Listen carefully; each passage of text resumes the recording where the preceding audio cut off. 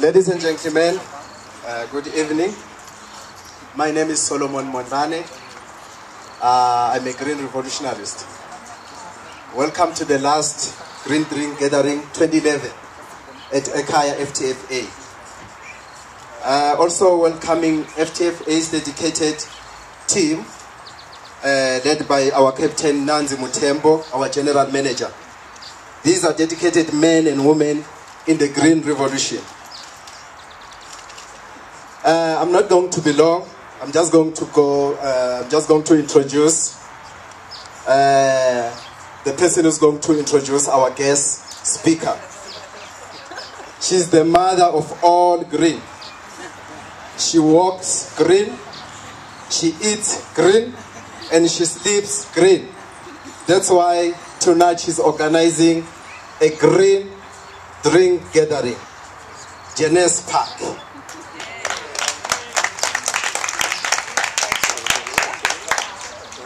Welcome everybody. Thanks very much for joining us this evening. This has been a bit of a marathon day. For those of you who don't know, we had our last board meeting of the year this morning. We're very pleased to report that we had our record year. We're 21 years old now, so we've come of age, and we had our absolute record year in terms of income and activities. So well done again to the FTFA team. We then proceeded straight from the board meeting to our annual sponsors lunch, which was fabulous, I think. Some of you were there. We had 150 people there. It was also the best turnout we've ever had, and it was a really wonderful function where we had business leaders who are really serious about sustainability issues. But of course, this is probably our favorite event every month because it's casual and relaxed, and we get to meet a lot of interesting people, and it's always nice to see new people here. And this evening we are really very honored to have Jason Drew, my new friend Jason Drew here. Jason's CV is really too awesome to give you in full, but I'm going to give you a little bit of his background. Jason is an international business leader, a serial entrepreneur, and former CEO of a JSE-listed business. Following 2 heart attacks, he retired early and became an eco-entrepreneur and author. He chairs a number of organizations, including agriprotein.com, his latest green venture. Jason was born in London, and he studied at the European Business School and has lived and worked all over the world before moving to South Africa 8 years ago, and we welcome you here. You're a great asset to our country.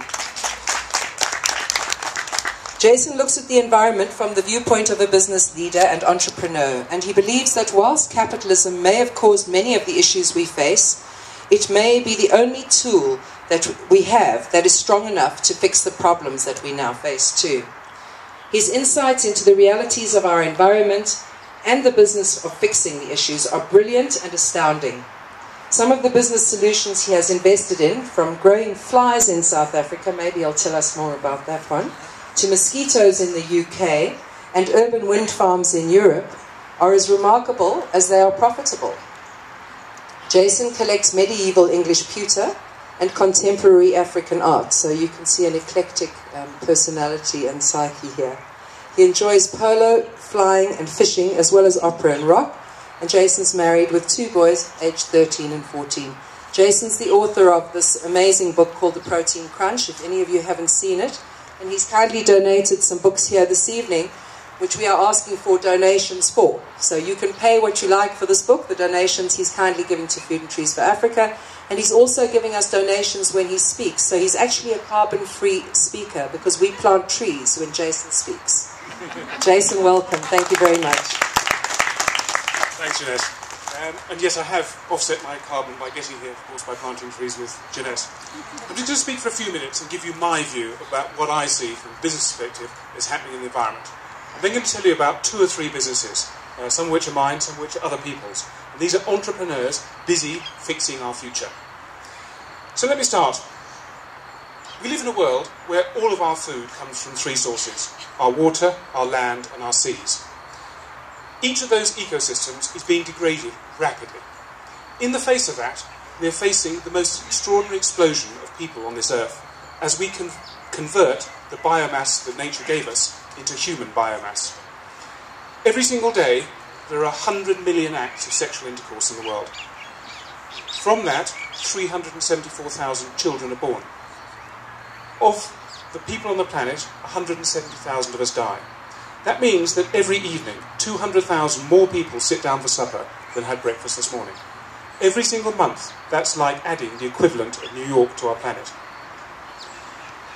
In the face of that rapidly growing demand for food, those three ecosystems on which we depend are producing less food, and we take them for granted. Let me start with water. Water is the most extraordinary substance on Earth. It's the only thing you can't throw away. There's as much water now as when time began. The sip of water in that cup there could have been in the blood of a whale, the sweat of a slave, the tear of an eagle. It's an extraordinary substance. It's the only substance on the world that exists in its three natural forms, as solid, vapour and a liquid: ice, clouds, and of course water. 1 billion of us on this planet live from water that is coming from unsustainable sources. By unsustainable, what nobody really understands, it means it's going to run out. Look at Sanaa, the capital of Yemen. Yemen, in 1950, had 5 million people. Today it has 50 million people. Sanaa, the capital, sits on top of an aquifer. That aquifer is dry and finished. That's what's causing the turmoil in Sanaa. That's what will cause Yemen to collapse and follow Somalia. It's all environmental. As Kevin said today, if you look at all the civilizations that have collapsed through history, it is really down to environmental degradation. Our water is extraordinary in that it's condensed, and we trade it all around us, yet we can't see it. Your mobile phone took 30,000 litres of water to make. That's a petrol tanker full of water. To make the glass, to cool the plastic machineries, to mine the tin and the gold and the aluminium that makes your mobile phone. My pair of jeans takes 10,000 litres of water to make. Yet we don't see around us this condensed water of which we live. And where's it coming from? Increasingly from aquifers and underground. Every single year we take out enough water that would fill a convoy of 300,000 trucks which would circle the earth twice from unsustainable sources. To do what? To make more consumer goods for us. But our biggest condensing of water is in fact in the food we eat. It takes about 1,000 litres of water, roughly the size of that table there, to make a kilo of grain on average. It takes 20 or 24 kilos of grain to make 1 kilo of beef. So it takes another tanker full of water to make a kilo of beef. That is why America ships condensed water to the Middle East. It ships its beef. If the Middle East had water, it would grow its own cattle. So all around us, water is something we take for granted, yet we can't. Our land is the next thing that really fascinates me. We do three things to our land. We erode it, we poison it, and we build on it. We erode it. I didn't really get erosion until I was standing in a church in America's Midwest. I went into this church and saw a photograph of the church. I couldn't reconcile the two, so I went back outside again. And I couldn't work out what was different. Sure, there were cars outside instead of carts and horses. The trees were bigger, and the people were wearing hats and long beards. But what I really didn't get, and it took me a few minutes to work out, is that I'd walked up a hill of 2 or 3 metres to get to the church, whereas in 1900 it was completely flat. As we've ploughed the lands around the church, but obviously not the church and the churchyard, the soil has eroded, turns our rivers muddy, and that is what erosion, it's the first time I really got what erosion was. We of course poison our soils enormously. Since 1950 we have poured endless amounts of fossil fuels onto our soil in order to make things grow. We get all our nitrogen from fracking gas to put nitrogen-based fertiliser on our soil, which kill the nematodes. It kills the bacteria in our soils that make the very stuff healthy that we need. In 1950, the World Health Organization came up with a slogan: eat an apple a day to keep the doctor away. What they meant by that was there was enough micronutrients in an apple that needed you to sustain yourself for a day. If they were to run that same program today, they'd have to say it eats 2.3 apples a day. It's just not catchy, but it shows you how much our soil is degraded. You only have to go to a supermarket and get a tomato that doesn't taste like a tomato, a lettuce that doesn't taste like a lettuce. And why? It's because our soil is degraded. The third thing we do is build on it. Since man left Africa some 10 or 15,000 years ago, and we moved to different parts of the world, we built our villages where? On the flat land next to the rivers. Why?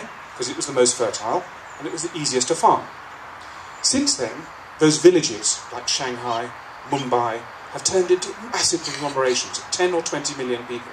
Where? On our most fertile soil. So what we're doing is rapidly building on our soil. Every time we add one car to the road, we add 1 hectare of tar.